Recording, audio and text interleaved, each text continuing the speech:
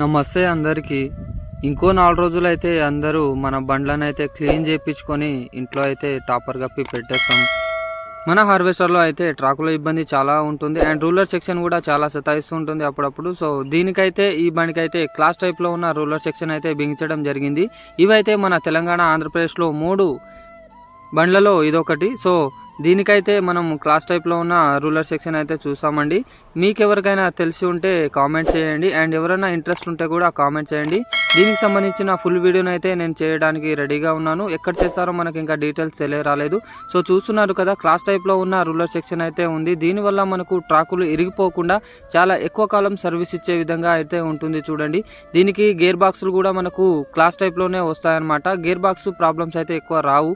So HST లాంటివి కూడా మనకు క్లాస్ టైప్లోనే బిగించారు చూడండి మీరు. అండ్ మెయిన్ బెల్ట్ నుంచి డైరెక్ట్గా అయితే అటాచ్ చేశారనమాట వీళ్ళైతే. ఇలాంటి దానివల్ల అయితే మనకు స్పీడ్ అనేది కొంచెం తగ్గుతుంది, కానీ మనకైతే లైఫ్ టైం అనేది ఎక్కువ పెరుగుతుంది అనమాట బండిది. సో రూలర్ సెక్షన్ అయితే మనం మాటిమాటికి సీజన్లో చెప్పించుకోకుండా ఒకేసారి చేయించుకుంటే మనకు లైఫ్ టైం అయితే గ్యారంటీ ఉంటుంది.